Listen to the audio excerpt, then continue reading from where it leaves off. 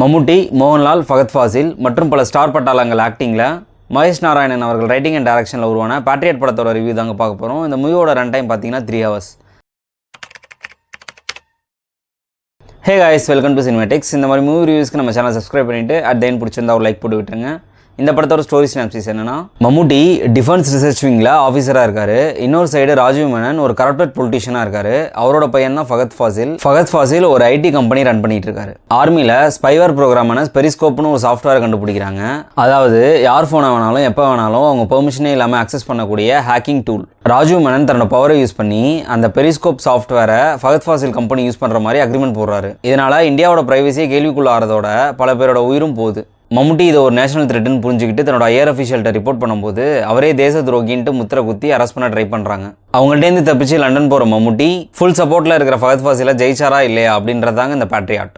படத்தோட மேக்கிங்லேயே மிரட்டி விட்டாங்க. ஒரு ஃப்ரேமையும் ஹாலிவுட் ரேஞ்சுக்கு செதுக்கி வச்சிருக்காங்க. அவ்வளோ கேரக்டர்ஸ் படத்தில் இருந்தும் எல்லா கேரக்டரும் ஏதோ ஒரு வகையில் இம்பார்ட்டண்டாக தான் இருக்காங்க.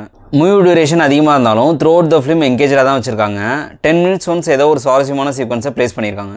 மாடர்ன் கம்யூனிகேஷனான செல்ஃபோன், லேப்டாப், சிசிடிவிலாம் ஓப்பன் சோர்ஸாக எந்த அளவுக்கு ஆபத்தை விளைவிக்கும்னு அண்ட் நம்ம ப்ரைவசி எந்த அளவுக்கு இருக்குன்னு இந்த படம் மூலயமா நம்ம தெரிஞ்சுக்கலாம். மம்முட்டி அண்ட் மோகன்லால் ஒரே ஃப்ரேமில் நிற்கிற மேஜிக் அண்ட் அவங்க சீக்கிரட்டாக கம்யூனிகேட் பண்ணுற மாஸ்கோட் சிக்னல்ஸ், மோகன்லால் ஃபைட் சீன்ஸ், அவன் பொருள் எடுத்து அவனே போடுறான்ற கிளைமேக்ஸு, ஃபஃபாவை ஜெட்லேருந்து காப்பாற்றுற சீக்வன்ஸ்னு இப்படி மூமெண்ட்ஸ் படத்தில் நிறையா ப்ளேஸ் பண்ணியிருக்காங்க. மம்முட்டி அண்ட் ஃபகத் ஃபாசிலுக்கான கேமை செமையாகவே புல் ஆஃப் பண்ணியிருந்தாங்க. இந்த படத்தில் இன்னொரு மேஜிக் என்னென்னா, இவ்வளோ பெரிய காஸ்டிங் இருந்தும் இவங்க மாஸ் சீன்ஸோ 50 பேரை பறக்க வர ஃபேன்சி ஃபைட்ஸோ பெருசாக வைக்காமல் 2 கேரக்டர்ஸ்குள்ளே நடக்கிற கன்வர்சேஷன்லேயே டென்ஷனை செமையாக பில்டப் பண்ணியிருந்தாங்க. உதாரணத்துக்கு ஃபகத் ஃபாசிலை ஜெட்லேருந்து காப்பாற்றுற சீக்வன்ஸும் கிளைமேக்ஸ் ஃபைட்டுக்கு முன்னாடி நடக்கிற சீக்வன்ஸையும் சொல்லலாம். ஆக்டர் பெர்ஃபார்மன்ஸ் பார்க்கும்போது மம்முட்டி வழக்கம் போல் அவரோட ஃப்ளாலஸ் ஆக்டிங்னால மூவி அசால்ட்டாக ஹோல்ட் பண்ணுறாரு. எந்த கேரக்டர் கொடுத்தாலும் மனுஷன் பின்றாயன்ற மாதிரி இந்த படத்துலையும் அவரோட இன்டெலிஜென்ஸ் ஸ்கில்லை பார்க்க முடியுது. மோகன்லால் ஒரு எக்ஸ்டெண்டட் கேமியோவாக செகண்ட் ஹாஃபில் என்ட்ரி கொடுக்க அவரோட சார்மிங் லுக் அண்ட் ப்ரெசன்ஸில் ரொம்ப கூலாகவும் அதே சமயம் ஒரு எமோஷனல் இம்பாக்டையும் கொடுத்துட்டு போயிட்டாரு. ஃபகத் ஃபாசில் வழக்கம் போல் அவரோட துரு அக்ரெசிவ் ஆக்டிங் ஸ்கில்லை இந்த படத்துலையும் பார்க்க முடியுது. அவர் ஜெட்டில் பேனிக்கார மூமெண்ட்லாம் ஆடியன்ஸ்க்கு அடிஷ்னல் போனஸ்ன்னு தாங்க சொல்லி ஆகணும். இவங்களாம் போக குஞ்சாக்கோ போபன், ராஜீவ் மேனன், தர்ஷனா, நயன்தாரான்னு படத்துக்கு தேவையான இம்பாக்டை அவங்க சைட்லேருந்து கொடுத்துருந்தாங்க. சினிமோட்டோகிராஃபி ஒர்க் பற்றி பேசணுன்னா 2 சீன் போதுங்க. மோகன்லால், மம்முட்டி, குஞ்சாக்கோ இவங்க 3 பேருமே ட்ராவல் பண்ணும்போது சிங்கிள் ஷாட்டில் எடுத்த சீக்வன்ஸ் ஆகட்டும், ஹாஸ்பிட்டல் லிஃப்ட்குள்ளே மோகன்லால் ஃபைட் பண்ணுற சீன் ஆகட்டும், இதெல்லாம் எப்படா ஷூட் பண்ணாங்கன்ற ஆச்சரியம் கண்டிப்பாக வந்தே தீரும். எடிட்டிங் பொறுத்த வரைக்கும் மூவி டியூரேஷனை இன்னுமே கொஞ்சம் குறைச்சிருந்துருக்கலாம். பட் நடுவில் அப்பப்போ ஒரு விருப்பான சீன்ஸை மெருகேற்றுற மாதிரி அவர் சைட்லேருந்து ஃபாஸ்ட் கட்ஸ்லாம் கொடுத்து நம்மளை இன்னுமே என்கேஜிங்காக வச்சிருந்தாரு.